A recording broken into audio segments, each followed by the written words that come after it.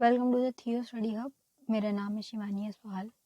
अब आज कर रहे हैं यूनिट 3 का पार्ट 1 MPS 1 आपका सब्जेक्ट जो चल रहा है इंट्रोडक्शन टू पॉलिटिकल थ्योरी, जिसमें हम पढ़ेंगे आज अधिकार। ठीक है, MA फर्स्ट ईयर वाले बच्चों का है, इग्नू, सोल, ड्यू सभी के लिए उपयोगी है। ये 4 पेपर हैं आपके। MPS 1 चल रहा है, बाकी के 3 के लिंक नीचे डिस्क्रिप्शन बॉक्स में मिल जाएंगे बेटा, सारे करा दिए मैंने। अधिकार कर रहे हैं अभी हम, ये वाले दोनों ऊपर हो चुके हैं, इनके लिंक नीचे डिस्क्रिप्शन बॉक्स में मिल जाएंगे। पूरी प्लेलिस्ट बनी हुई है, 29 यूनिट्स हैं आपकी। इस प्रकार सारी ही प्लेलिस्ट आपको नीचे मिल जाएगी डिस्क्रिप्शन बॉक्स में। ये मेरी इंस्टा आईडी है, ये मेरी टेलीग्राम चैनल आईडी है। कोई भी क्वेश्चन क्वेरी हो आप मुझसे यहाँ पूछ सकते हैं।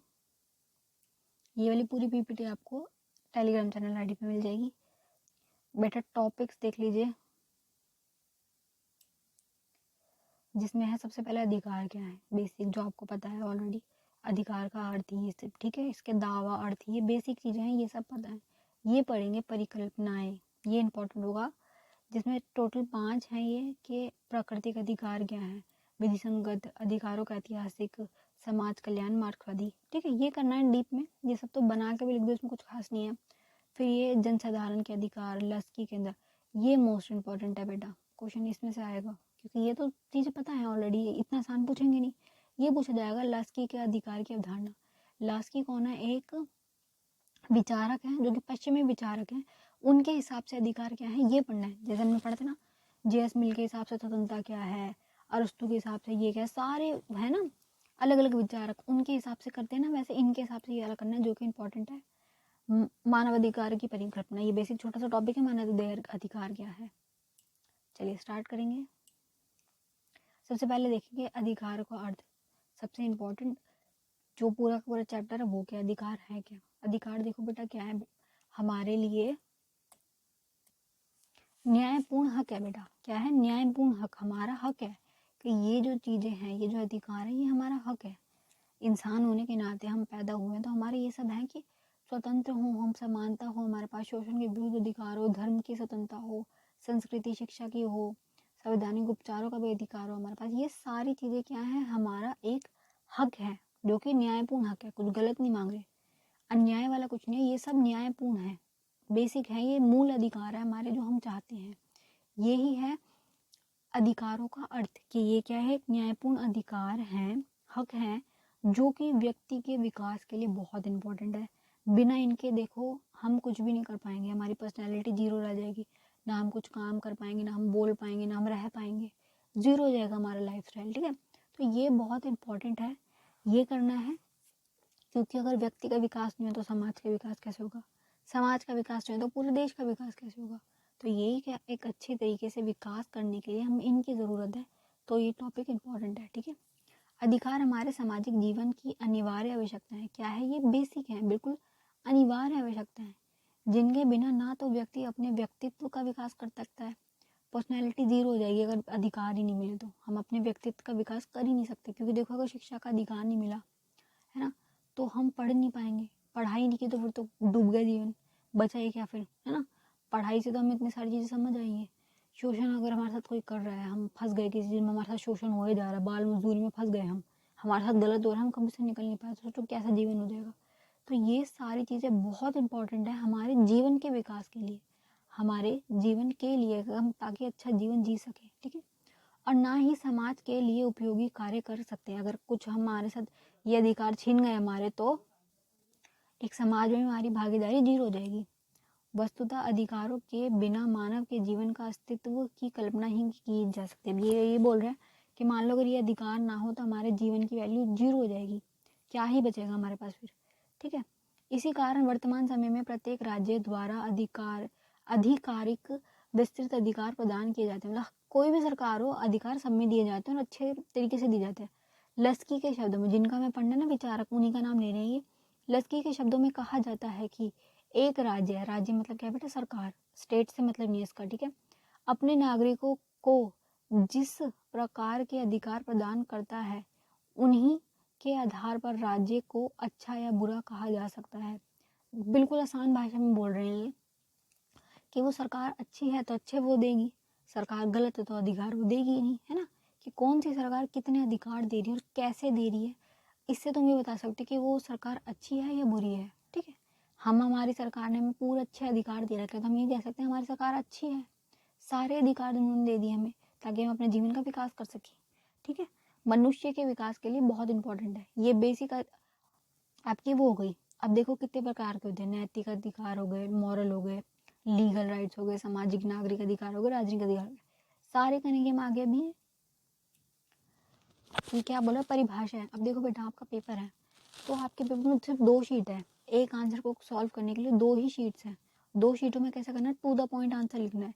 तो देखो हाफ पेज में, आधा पेज मान लो ये एक पेज है जिसमें से आधे पेज में तो आपने अर्थ लगा दिया, ठीक है, आधा पेज अर्थ में तो हो गया। अब परिभाषाओं में इतना पेज कर देना, ठीक है, क्योंकि परिभाषा इंपॉर्टेंट होती है। कम से कम 3 परिभाषा तो लिख के ही आना, 2 से 3 परिभाषा बहुत है क्योंकि 1 लाइन की है तो इतना पेज तो जाएगा आपका, एक पेज तो यही हो गया। दूसरे पेज पे फिर परिकल्पनाएं वाला लिखेंगे, ठीक है, जिसमें क्या है, लस्की के अनुसार सबसे पहली परिभाषा इनकी है और ये इंपॉर्टेंट भी है, इसको लिख लीजिए, लिख के कीजिए, ठीक है, नोट्स बना लो अपने। अधिकार सामाजिक जीवन की वे परिस्थितियां हैं, क्या है अधिकार, क्या है ऐसी सिचुएशंस है जिसके अभाव में सामान्यतः कोई भी व्यक्ति अपने व्यक्तित्व का विकास नहीं कर सकता, ठीक है। क्या बोल रहे हैं कि अगर अधिकार ना हो तो कोई भी व्यक्ति, कोई भी हो जाए, हमारा अपने जीवन का विकास वो नहीं कर सकता, ठीक है। बिल्कुल बेसिक आसान भाषा में ही बोल रहे हैं, ठीक है, इसको लिख लो। वो साके के अनुसार, इनके अनुसार क्या है, अधिकार वह मांग है, क्या है, वो एक मांग है जिससे समाज स्वीकार करता है और राज्य लागू करता है।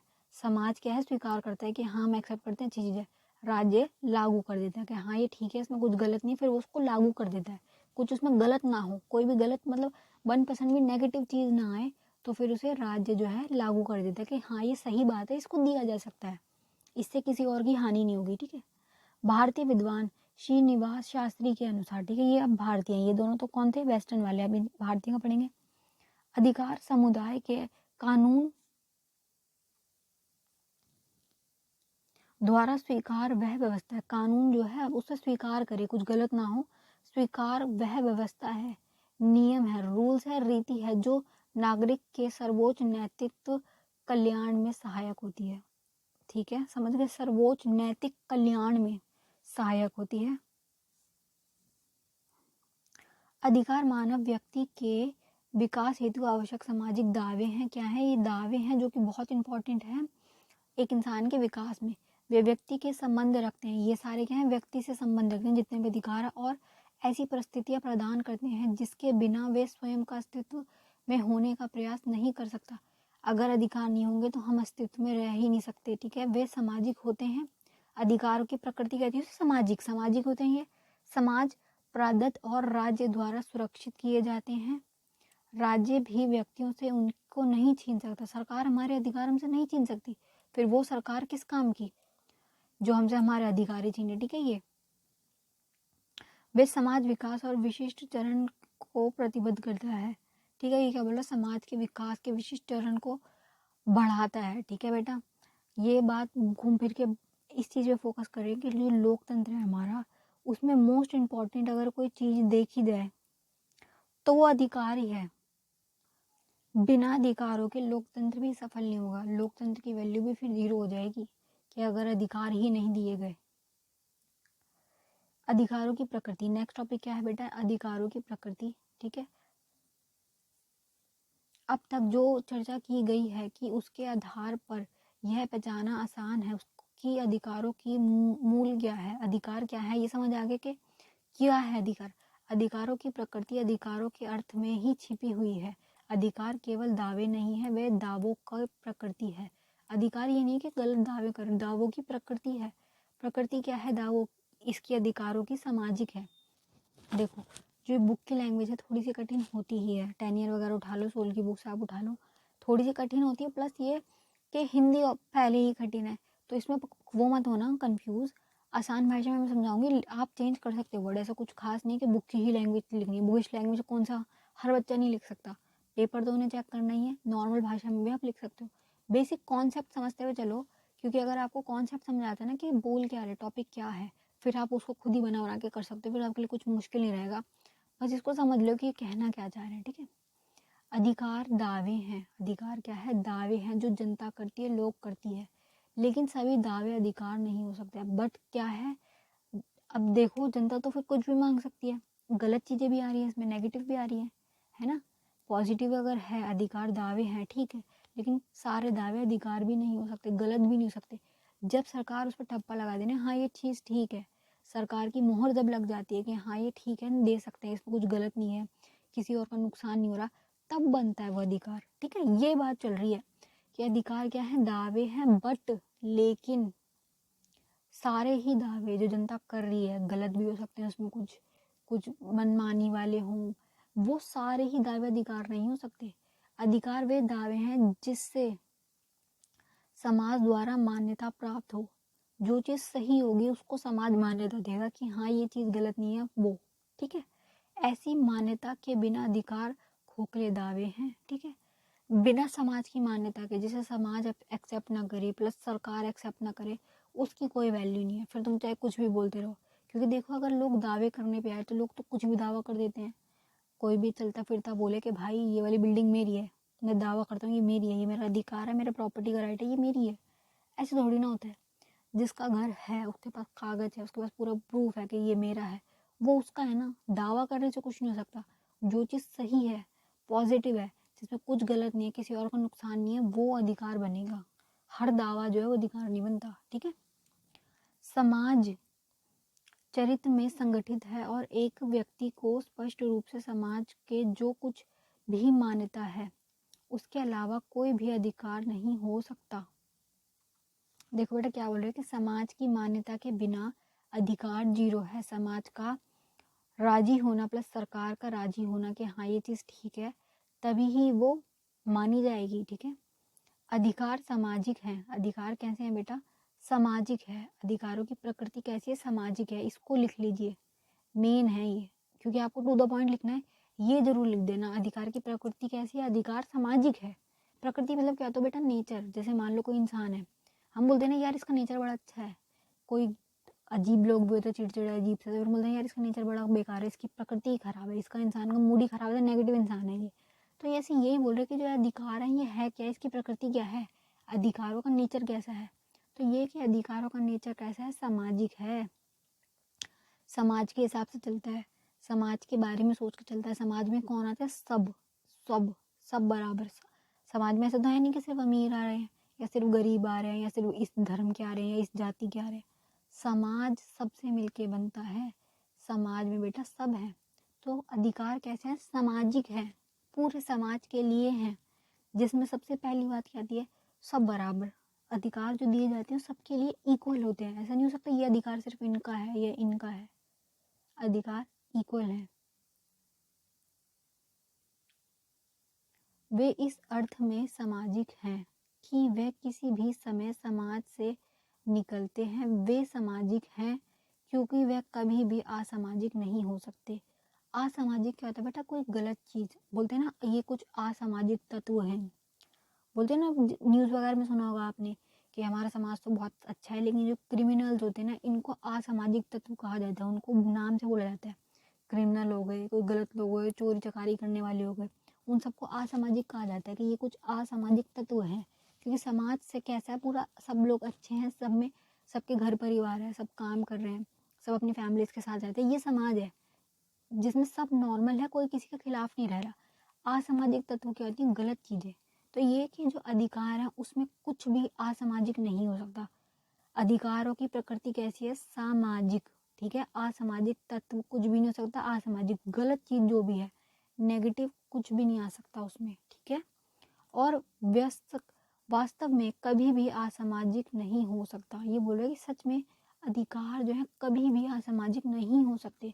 हमारा संविधान देख लो, उसमें हमारे जितने मौलिक अधिकार दिए हुए हमारे, ठीक है, फंडामेंटल राइट्स जो है हमारे, मौलिक अधिकार, कुछ भी उसमें गलत नहीं है। सारे उठा के देख लो, जो सही बात है एकदम सच है, सत्य जो है वो है वो।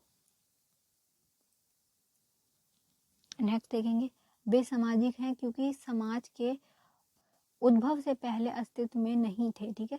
सामाजिक क्यों है, क्योंकि जब समाज था ही नहीं तो अधिकार भी नहीं थे। जब जंगल वगैरह थे तब समाज तो था नहीं। जब लोग जंगलों में रहते थे तब समाज नहीं था तो अधिकार भी नहीं थे। तब अधिकार तो तब आए हैं ना जब समाज बना, पूरा एक समाज बन गया। लोग पहले जंगलों में कैसे रहते थे, एक दूसरे को मारते थे, जंगलों में कैसे शिकार होता था, खाना खाना होता था उन्हें, 2 टाइम को उन्हें खाना चाहिए था। अब वो खाना कहीं से भी आ जाए, इंसानों से आ जाए चाहे जानवरों से आ जाए, आपस में एक दूसरे को शिकार करके खा जाते थे। तब की सिचुएशन ये थी क्योंकि तब समाज नहीं बना हुआ था, जिसको जो चीज़ मिल गई वो उसकी हो जाती थी। सब वो जंगल था, एक जंगल राज था जिसमें कोई अधिकार नहीं होता, कोई चीज़ किसी की फिक्स नहीं थी, कोई भी कहीं भी चला जाए, कोई कहीं रह ले, कोई किसी की जगह नहीं थी फिक्स। लेकिन समाज में क्या होता है, जगहें फिक्स्ड है, ये हमारा घर है, हमारा घर हमारा ही है, कोई इस पे कब्जा नहीं कर सकता, ये हमारा है। साथ वाले का घर उसका है, हम उस पर कब्जा नहीं कर सकते, उसके पास उसके पूरे घर के कागज है, हमारे पास हमारे घर के कागज है। ऐसे सब काम करेंगे, सब लोग काम करने जाएंगे। पूरे समाज का जो सिस्टम बना हुआ है ना कि लोग काम करने जाते हैं, फिर उन्हें पैसे मिलते हैं, फिर उस पैसे से लोग सामान खरीदते हैं, अपना घर चलाते हैं। ऐसे ये जो समाज की पूरा सिस्टम बना हुआ है, जो पूरी चेन बनी हुई है ना, ये बनी है बाद में। पहले कैसा था, जंगल राज, उसके बाद बनी है समाज। जब समाज बना तब अधिकार है कि सब बराबर, सबको पढ़ने का अधिकार, सबके धर्म की इक्वल, धर्म वगैरह आए तब तो ये सब चीज़ें आई कि धार्मिक स्वतंत्रता है कि कोई भी किसी भी धर्म को मान सकता है, सारे धर्म इक्वल है, कोई किसी को कुछ नहीं करेगा। शोषण के विरुद्ध आए, सारे जितने भी अधिकार आए हैं सामाजिक हैं क्योंकि समाज के बनने के बाद आए हैं। जब समाज नहीं था तब अधिकार भी नहीं थे, ठीक है बेटा, क्योंकि समाज के उद्भव से पहले अस्तित्व में नहीं थे, अधिकार समाज बनने से पहले थे ही नहीं, और वे सामाजिक हैं। बार बार यही बात रिपीट करें कि अधिकार सामाजिक है, सामाजिक है।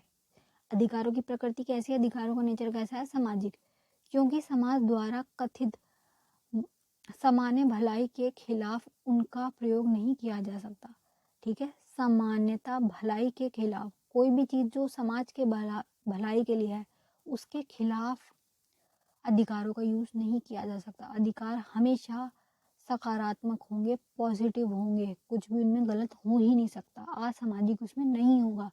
समाज की भलाई के लिए ही अधिकार होंगे। अब स्टार्ट कर रहे हैं 5 परिकल्पनाएं जो कि इम्पोर्टेंट है, ठीक है। ये लिख लो, पूरा इतना बड़ा कंटेंट लिखने की आपको ज़रूरत नहीं है क्योंकि आपका इस बार पेपर छोटा है। आंसर्स मतलब छोटे लिखने हैं आपको, पेपर छोटा नहीं है, आंसर छोटे लिखने हैं। दो शीट होंगी मैक्स। इस वर्ड को काट दो क्योंकि ये डिफिकल्ट वर्ड है, बच्चा परेशान हो जाएगा कि ये है क्या, क्योंकि नया वर्ड है। इसको प्राकृतिक रखो, प्राकृतिक अधिकार, ठीक है। इस वर्ड का दूसरा प्राइवेसी है प्रकृति, ने संग्रहित अधिकार का मीनिंग है प्राकृतिक अधिकार। अब इसमें कंफ्यूज मत हो ना, प्राकृतिक लिख लो इसको और प्राकृतिक के हिसाब से पढ़ेंगे हम इसको। बेटा प्राकृतिक अधिकार क्या है, जो हमें प्रकृति से मिल रहा है, जो बाय बर्थ मिल रहा है। क्योंकि देखो जब हम पैदा हुए थे तो हम किसी के गुलाम नहीं थे, स्वतंत्र पैदा हुए हैं। तो ये कि जो ये स्वतंत्रता वाले अधिकार हैं जो प्रकृति से हमें मिले कि इंसान जो है स्वतंत्र है, समान है। जब हम पैदा हुए हैं तो भगवान ने भी हमारे साथ कोई असमानता नहीं की कि किसी प्रकार का जाति धर्म के आधार पे किसी प्रकार से कोई असमानता हमारे साथ तब नहीं हुई। बाय बर्थ हमें जो जो चीज़ें मिली हैं वो सब कहलाएंगी प्राकृतिक अधिकार, ठीक है, जो हमें प्रकृति से मिली हैं, अनिवार्य हैं, जन्म के साथ आते हैं जो अधिकार, जो अनिवार्य हैं, बेसिक। जीवन जीने का अधिकार ये सबसे बड़ा है, सबसे बड़ा जीवन जीने का, स्वतंत्रता का, समानता का, ये 3 तो मेन मान लो जो प्राकृतिक अधिकार में आते हैं, क्योंकि ये हमें बेसिक है। अगर हम पैदा हो रहे हैं तो हमें जीवन जीने का अधिकार है सबसे पहले। तो ये अधिकार व्यक्ति के इस रूप में गुण रोपित किए गए हैं, ऐसे बताए गए हैं। इतने डिफिकल्ट वर्ड मत लिखना आप पेपर में, आप लिखो कि ये व्यक्ति के वो अधिकार बताए गए हैं जो मनुष्य के रूप में मनुष्य के अनिवार्य गुण धर्म है, बेसिक है, बिल्कुल मूल्य है। ये बिगर इनके पॉसिबल ही नहीं है। अगर इंसान पैदा हो रहा है तो उसके बेसिक है ये 3 तो मान लो, जीवन का अधिकार, समानता का अधिकार और स्वतंत्रता का अधिकार, ठीक है।